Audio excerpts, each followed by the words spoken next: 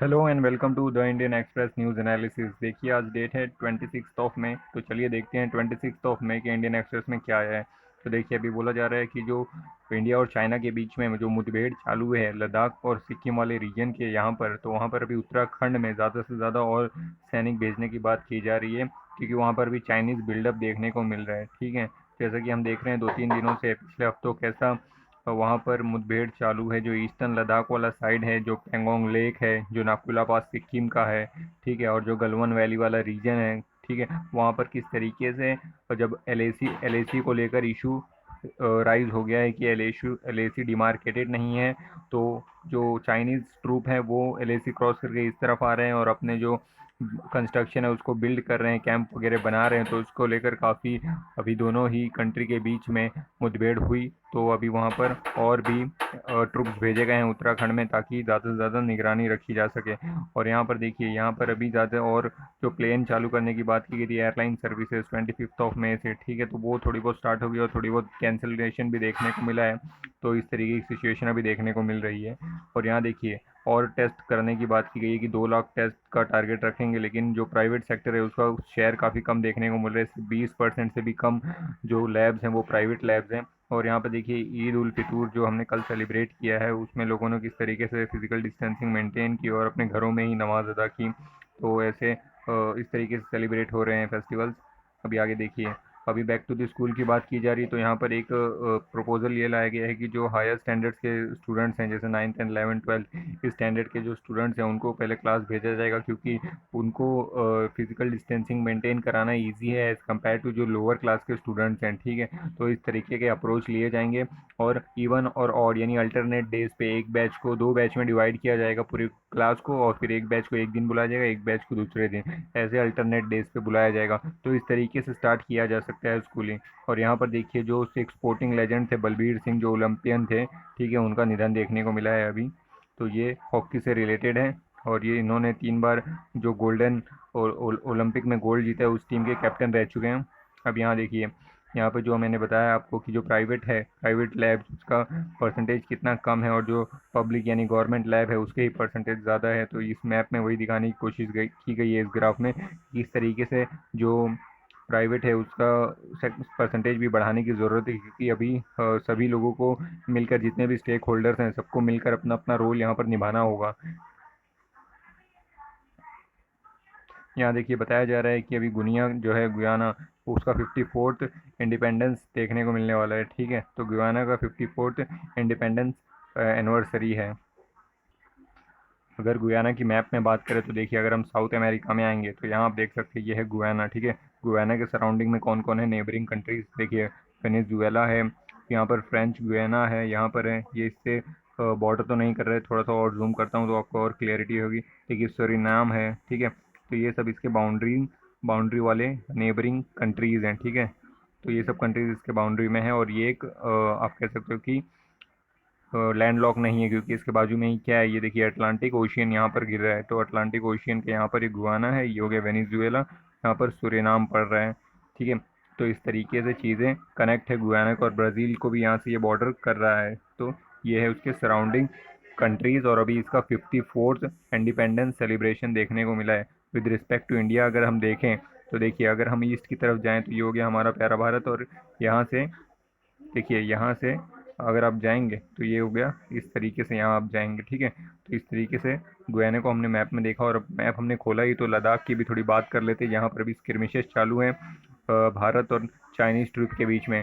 तो देखिए, ये वाला जो रीजन है, प्योंगयांग लेक वाला रीजन यहाँ पर, ठीक है, जैसे कि ये लद्दाख वाला रीजन हो गया, तो यहाँ पर जो पेंगोंग लेक वाला रीजन है, यहाँ पर चीज़ें चालू है। और यहाँ पर जो गलन वैली है यहाँ पर, क्योंकि यहीं कहीं पर ऐसे एलएसी है, तो इसको लेकर दिक्कत हो रही है, क्योंकि बहुत सारी यहाँ पे रिवर्स हैं जो अपना जो विद रिस्पेक्ट टू टाइम, जैसे कि काफ़ी टाइम के बाद जो को रिवर हैं वो अपने कोर्सेज चेंज करते रहते हैं। ठीक है, क्योंकि जो रिवर्स हैं वो नेचुरल थिंग्स है, वो नहीं देखते कि सरहद किधर है। ठीक है, वो तो अपने रास्ते बदलते रहते हैं विद द टाइम। ठीक है, तो उसको लेकर काफ़ी दिक्कत हो रही है कि कभी चाइनीज़ वाले इधर आ जा रहे हैं और कंस्ट्रक्शन कर रहे हैं, तो कभी जो इंडिया कंस्ट्रक्शन कर रहा है उसको लेकर वो ऑब्स्ट्रक्शन कर रहे हैं। ठीक है, तो इस तरीके की दिक्कत देखने को मिल रही है।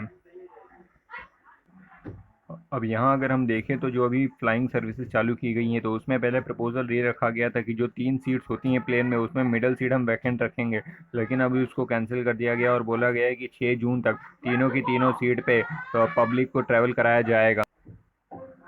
और यहाँ पर देखिए अभी आंध्र प्रदेश ने क्या ऑर्डर दिया है कि जो एलजी पॉलीमर्स थे, जो हमने देखा है एलजी पॉलीमर जो विशाखापट्टनम में है वहाँ पर किस तरीके से स्टायरीन गैस रिलीज हुई थी, तो उस कंपनी को अभी बंद करने का निर्देश दिया गया है आंध्र प्रदेश आंध्र प्रदेश की हाई कोर्ट के द्वारा। ठीक है, इसके ऊपर एक आर्टिकल भी आया है स्टायरीन गैस के ऊपर, तो वो भी हम डिस्कस करेंगे एडिटोरियल वाले पेजेस में।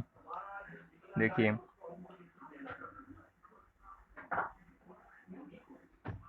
अब यहाँ पर देखिए डब्ल्यू से रिलेटेड एक न्यूज़ आई है कि डब्ल्यू कह रहा है कि जो एलोकेशन ऑफ द हाइड्रोक्सीक्लोरोक्विनीन है, ठीक है, ये इतना पॉजिटिव रिस्पांस दिखा नहीं रहा है। जैसे कि हम देख रहे हैं कि हाइड्रोक्सीक्लोरोक्विनीन पे पिछले कुछ दिनों से बहुत ज़्यादा ही बातें हो रही हैं, बहुत से कंट्रीज इसको सपोर्ट कर रहे हैं, तो बहुत सारे मेडिकल फील्ड वाले कह रहे हैं कि इसका इतना पॉजिटिव एस्पेक्ट है नहीं, उतना पॉजिटिव रिस्पॉन्स है नहीं।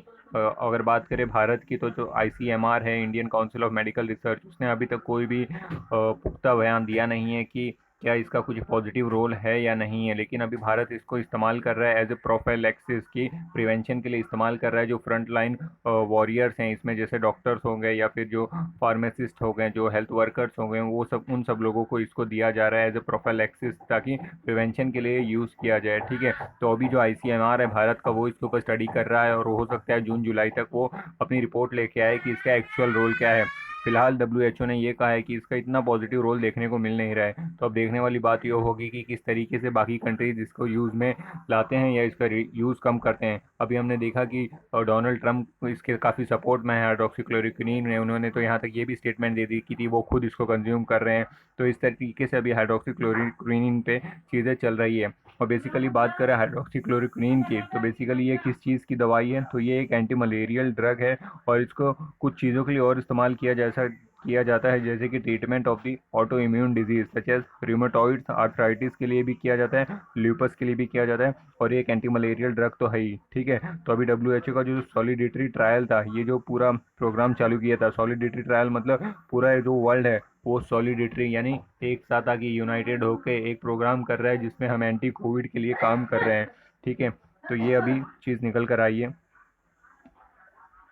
अब यहाँ देखिए ये एक चीज़ देखने को मिली है कि जो एक पीजन था उसको पाया गया है कि अभी एक अनुमान लगाया जा रहा है कि हो सकता है ये एक इसको जासूस की तरह भेजा गया होगा पाकिस्तान की तरफ से, तो अभी इसको एक पकड़ लिया गया है। तो क्योंकि इसके पास पाया गया एक कोडेड मैसेज पाया गया जो उसके पैरों में बंधा हुआ था एक रिंग में, तो इसको भी कठुआ के यहाँ पर पकड़ा गया है। ठीक है, तो देखने वाली बात है कि जो जम्मू कश्मीर के यहाँ पर एक विलेज है वहाँ पर इसको पाया गया है। ठीक है, तो इसके पैरों में एक रिंग थी, उसमें कोडेड मैसेज है और इसको इस तरीके से पिंक कलर से पेंट किया हुआ था। ठीक है, तो अब देखने वाली बात होगी कि किस तरीके से मैसेज को डिकोड करके पता लगाया जा सकता है कि एक्चुअल में क्या एक्टिविटीज़ की जा रही है बॉर्डर वाले इलाकों में।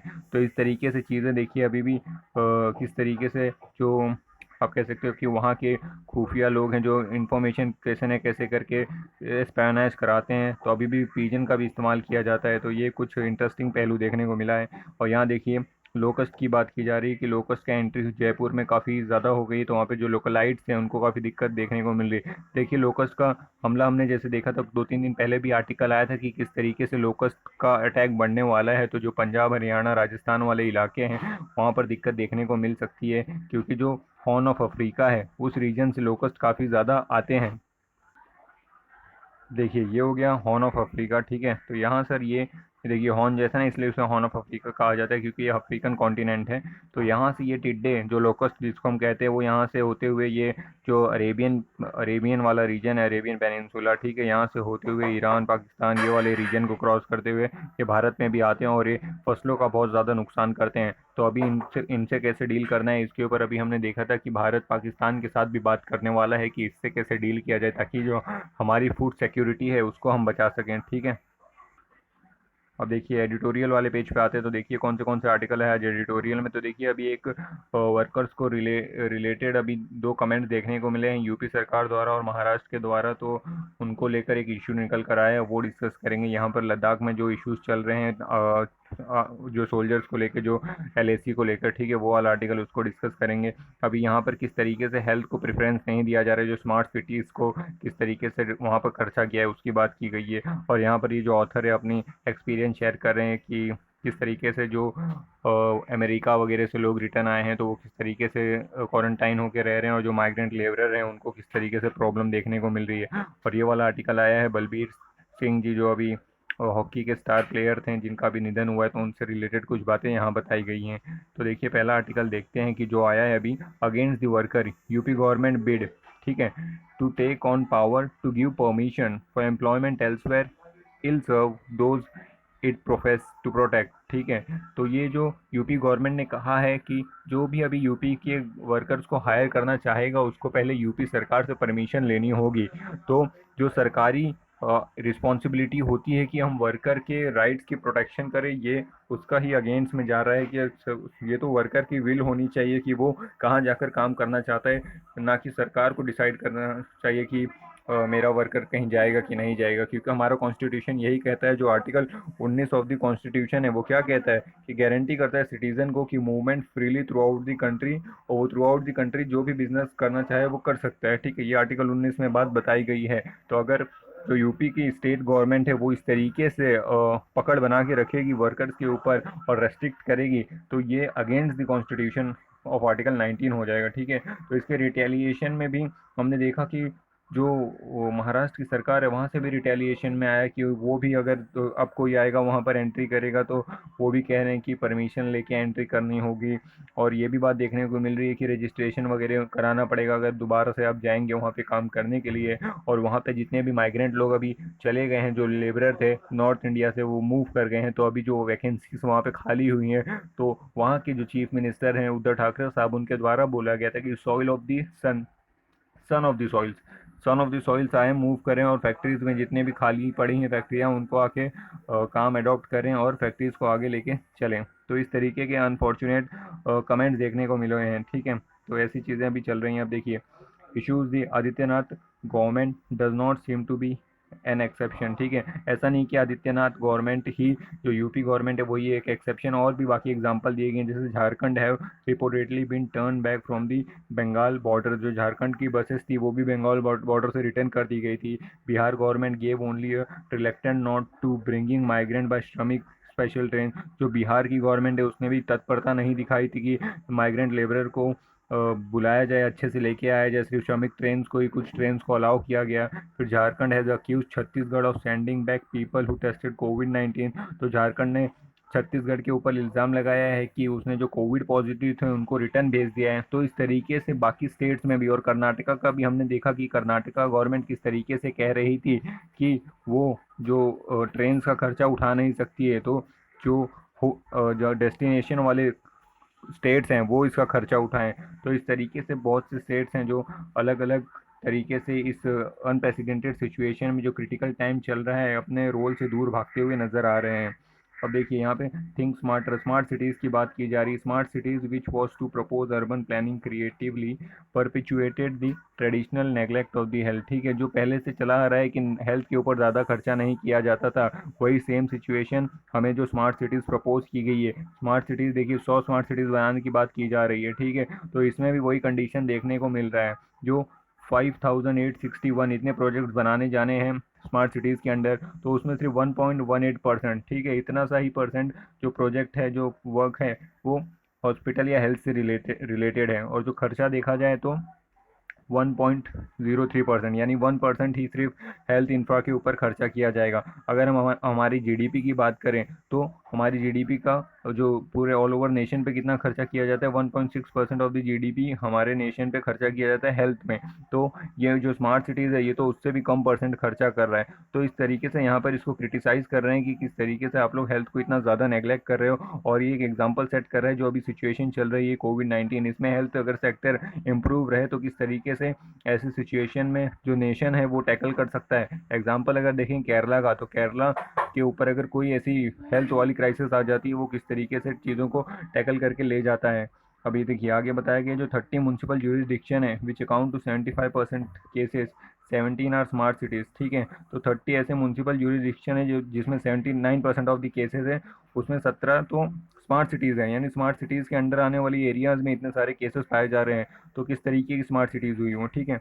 Of them only 7 have invented mission fund directly in the health. सिर्फ 7 ऐसी जो म्यूनसिपल जुरिस्डिक्शन है उसमें जो हेल्थ है उसके लिए फ़ंड इन्फ्यूज़ किया गया है। जो हॉटस्पॉट जो जयपुर है, सूरत है, ऐसे इलाके हैं, वहाँ पे हेल्थ से रिलेटेड तो कोई प्रोजेक्ट ही नहीं बनाया जाएगा अंडर स्मार्ट सिटीज़ के जो मिशन है, ठीक है। तो हेल्थ से रिलेटेड वहाँ पर तो एक भी प्रोजेक्ट की बात नहीं की गई है। और जो स्मार्ट सिटीज़ है उसको अगर आप डिस्क्राइब करेंगे तो वो ऐसी शहर होंगे जहाँ पे सब कुछ इंटरनेट ऑफ थिंग, यानी सब कुछ इंटरनेट से आप चला सकेंगे, ठीक है। तो आप इतना हाईली एम्बिशियस शहर बनाने की बात कर रहे हैं, लेकिन वहाँ पे हेल्थ इंफ्रा का कोई जिक्र ही नहीं है।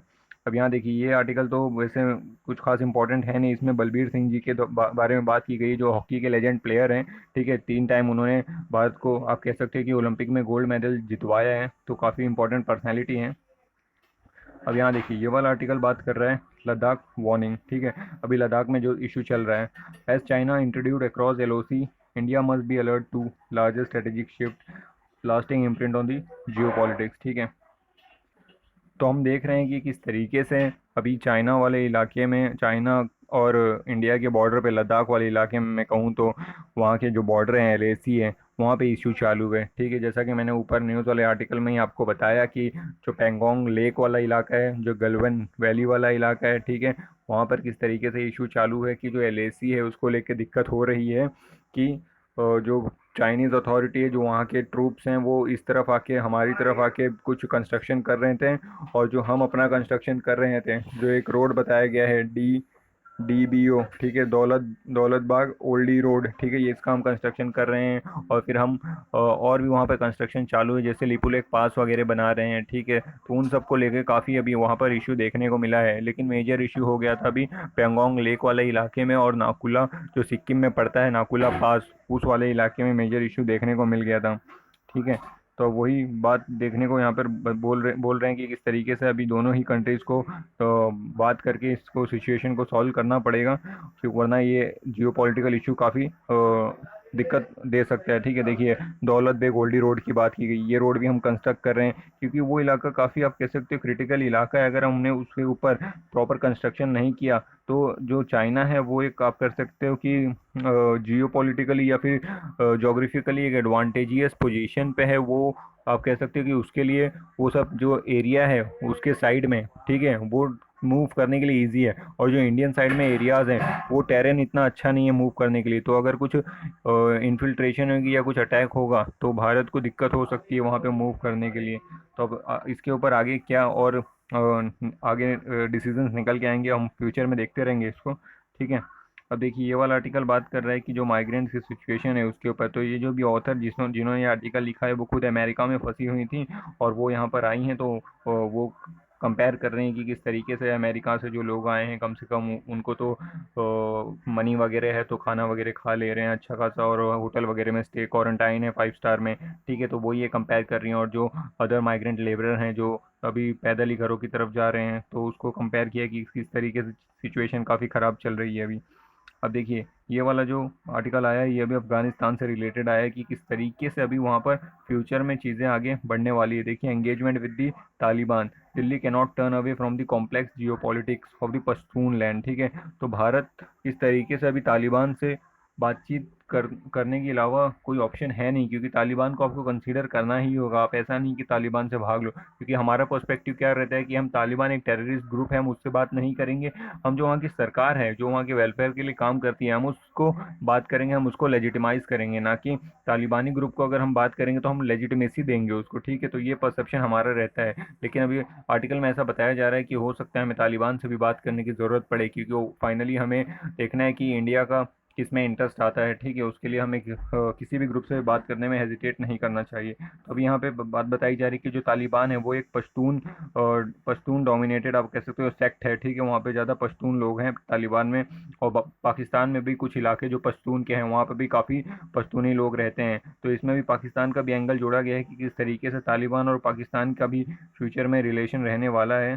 तो अब ये देखने वाली बात होगी, जैसा कि हमने देखा कि अभी जो अफ़गानिस्तान है, अफ़गानिस्तान में अभी तो ये देखिए अभी जो अफगानिस्तान है यहाँ पर जो पॉलिटिकल अनस्टेबिलिटी थोड़ी सी सॉल्व हुई है, जो अशरफ घानी हैं और जो अब्दुल्ला अब्दुल्ला है, इन दोनों ने मिलकर अभी सरकार बना ली है। तो अब वहाँ पे सिचुएशन थोड़ी सी बेहतर देखने को मिल सकती है, लेकिन अब सिचुएशन डिपेंड करती है कि तालिबान को किस तरीके से लेकर चला जाता है, क्योंकि अभी जो तालिबान की डिमांड थी कि 5,000 पॉलिटिकल प्रिजनर नहीं, जो तालिबान के प्रिजनर्स हैं जो अफगान गवर्नमेंट ने प्रिजन कर रखे हैं उनको छोड़ने की बात की गई है, तो वो तो एक्सेप्ट कर लिया गया है अशरफ घानी द्वारा, तो उनको भी रिलीज़ किया जा रहा है। तो अभी तालिबान एक बहुत बड़ा मेजर स्टेक होल्डर बन चुका है अफगानिस्तान में।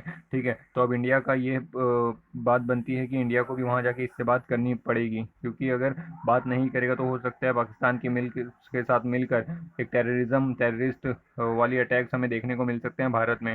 ठीक है, इसलिए अभी अफगानिस्तान में जो ये पश्तून डोमिनेटेड आप कह सकते हो कि तालिबान है, उनसे बात करना इंपॉर्टेंट है। और ये जो पश्तून डोमिनेटेड अफगानिस्तान वाले तालिबान हैं, ठीक है, वो अभी पाकिस्तान के साथ किस तरीके के रिलेशन लेके चलेंगे वो भी एक इम्पॉर्टेंट एस्पेक्ट होगा, क्योंकि जितने पश्तून अफगानिस्तान के में है तालिबान के पास, उससे ज़्यादा पश्तून आप कह सकते हो कि पाकिस्तान में है, लेकिन वो पाकिस्तान में माइनॉरिटी में है। ठीक है, ऐसा नहीं है कि मेजॉरिटी में है। तो अब देखने वाली बात होगी कि पाकिस्तान के साथ किस तरीके की रिलेशन होगा और भारत किस तरीके से उनके साथ बातचीत करता है और किस तरीके से ये भारत का जो सेफ्टी वाला फैक्टर है उसको लेके चलता है। अब देखिए ये वाला आर्टिकल बात कर रहा है जो अभी कोविड-19 में ये जो टाइम चल रहा है, तो इसमें बहुत सारे इंसिडेंट ऐसे देखने को मिल रहे हैं कि बहुत सारे जो आप कह सकते हो जो साइंटिफिक टेम्पर के नहीं हैं। ठीक है, क्योंकि हमारी सोसाइटी में अभी काफ़ी ज़्यादा आप कह सकते हो वैरायटी है, तो बहुत सारे लोगों के पास साइंटिफिक टेम्पर नहीं है, जो सिर्फ सुनी सुनाई बातों पर भरोसा कर रहे हैं। जैसे बहुत सारे आपने देखा हो किस तरीके के कमेंट आए हैं कि गौमूत्र और ये सब चीज़ों से चीज़ें ठीक हो जाएंगी और जो गोबर वगैरह हैं उनमें भी दवाई पाई जाएगी। ठीक है, तो इस तरीके के जिनका भी टेस्टिंग नहीं हुआ है उस तरीके के कमेंट आए हैं। तो और पॉलिटिकल लीडर्स ने भी बहुत सारे ऐसे कमेंट किए हैं। ठीक है, तो इस तरीके के कमेंट्स की यहाँ बात की गई है कि जो और बहुत सारी जगह ये भी देखा गया है कि जो आप कह सकते हो जिसको कोविड पॉजिटिव था उसको मार मार के आप कह सकते हो भगाया जा रहा है, या कह सकते हो कि वो अटैक किया जा रहा है बहुत लोगों के ऊपर जो कोविड पॉजिटिव पाए गए थे, और बहुत सारे को तो ऊपर सिर्फ सस्पेक्ट है कि कोविड हो सकता है, तो उनको भी आप कह सकते हो कि अटैक किया जा रहा है। और केरला की बात की जा रही है कि केरला ने किसने अच्छे तरीके से हैंडल किया है कि ब्रेक दी चेन जो मूवमेंट स्टार्ट किया था, तो केरला के मॉडल से आपको सीखना चाहिए कि वो उसने कैसे चीज़ों को लेके चला है, उसको उसके जैसा इम्प्लीमेंटेशन होना चाहिए। और यहाँ पर ये भी कहा गया है कि किस तरीके से यहाँ पर पूरा डिस्क्रिमिनेशन जैसी सिचुएशन हो जाती है जब लोगों के अंदर ये साइंटिफिक टेम्पर नहीं होता है कि इससे डरने की बात नहीं है, बस सेफ्टी प्रिकॉशन जो ज़रूरी है वो लेने की बात है, और किसी को डिस्क्रिमिनेट करने की बात नहीं है। ठीक है, क्योंकि यहाँ पर स्टार्टिंग में हमने देखा जैसे घर घर होते हैं, अगर कोई कोई कोविड पॉजिटिव तो वो बाहर पेपर वगैरह लगा देते कि हाँ अंदर कोविड पॉजिटिव है, तो वो भी एक ख़राब सिचुएशन देखने को मिलती है, क्योंकि बहुत सारे लोग डिस्क्रिमिनेट करने लगते हैं फिर। अब देखिए ये स्पेसिफिकली रेस्टोरेंट सेक्टर के बारे में बात बताई जा रही है किस तरीके से जो सेक्टर है वो भी डाउन पे है, क्योंकि सिचुएशन ही ऐसी चल रही हैं। अब देखिए ये वाला जो एक्सप्लेन पेज है इसमें पहला वाला आर्टिकल अभी बात बताई जा रही है स्टीरिन गैस के बारे में। ठीक है, तो स्टीरिन गैस में किस तरीके से हेल्थ इम्प्लीकेशंस हो सकते हैं और क्या क्या पॉसिबल कॉजेस हो सकते हैं लीकेज के, उसकी यहाँ पर जो ऑथर है इस आर्टिकल के उन्होंने बोला है। ठीक है, तो स्टीरिन गैस एक्चुअली कलरलेस लिक्विड होता है, वो एक गैस नहीं होती, पहली बात तो ये बताई गई है।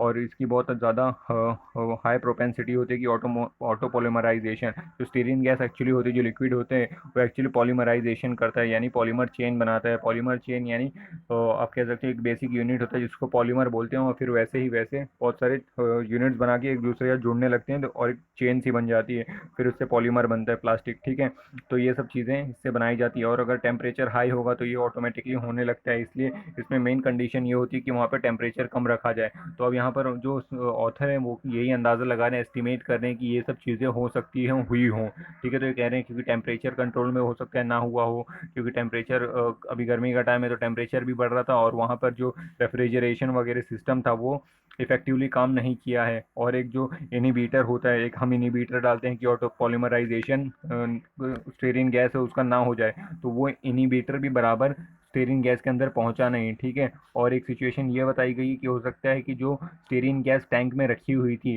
वो जब थोड़ा सा टेम्परेचर बढ़ा होगा तो वो इवापोरेट करके जो सरफेस का टॉप लेयर होगा उस पर जाके कंडेंस हो गई होगी, और फिर अगर इनिबिटर गिरा होगा तो सिर्फ नीचे वाले हिस्से में गिरा होगा, और जो गैस ऊपर कंडेंस हुई थी उसके ऊपर वाले प्लेट पे, ठीक है, उसमें तो इनिबिटर पहुंचा ही नहीं। और हो सकता है कि फ्यूचर में उसमें से कुछ टुकड़े गिर के नीचे वाले हिस्से में पहुंचे होंगे, तो उसके बाद पॉलीमराइजेशन स्टार्ट हुआ होगा। तो ये सब कुछ सस्पेक्ट किए जा रहे हैं कि ऐसे कुछ हुआ होगा कि ये सब कंडीशंस हुई होंगी ना, रेफ्रिजरेशन नहीं पहुंचा होगा, और ये सब जो इनिवेटर वाले उसको कूलिंग करने का बराबर प्रोविज़न नहीं होगा, तो हो सकता है तब जाके कुछ लीकेज वगैरह हुआ हो। और इसमें बात बताई ये जा रही है कि इसमें सबसे ज़्यादा आप कह सकते हो कि गलती ह्यूमन एरर है, क्योंकि सिर्फ 5% ही चांस होता है कि जो नेचुरल कंडीशंस हैं उनसे चीज़ें ख़राब हुई हों, लेकिन 95% देखा गया है कि ह्यूमन नेग्लिजेंसी होती है।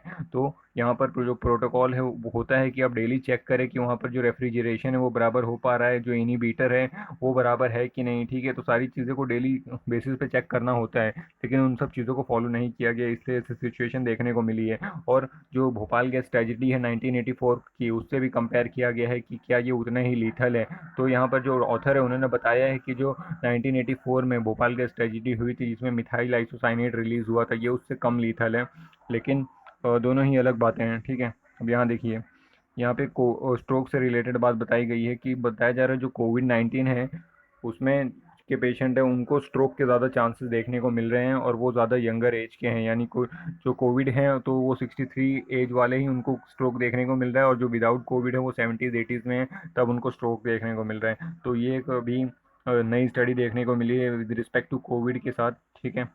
अब यहाँ पे देखिए ये वाला आर्टिकल बात कर रहा है कि ऑनलाइन मैपिंग, जो भी माइग्रेंट्स अभी मूव कर रहे हैं तो जीपीएस वगैरह या मोबाइल टेक्नोलॉजी के सहारे उनकी ट्रैकिंग की जाए और अंदाज़ा लगाया जाए कि कौन कहाँ पर है और किसको क्या एसेंशियल नीड्स हैं, किस चीज़ों की ज़रूरत है, तो फिर इसका यूज़ करके हेल्प सप्लाई पहुँचाई जा सकती है, ठीक है।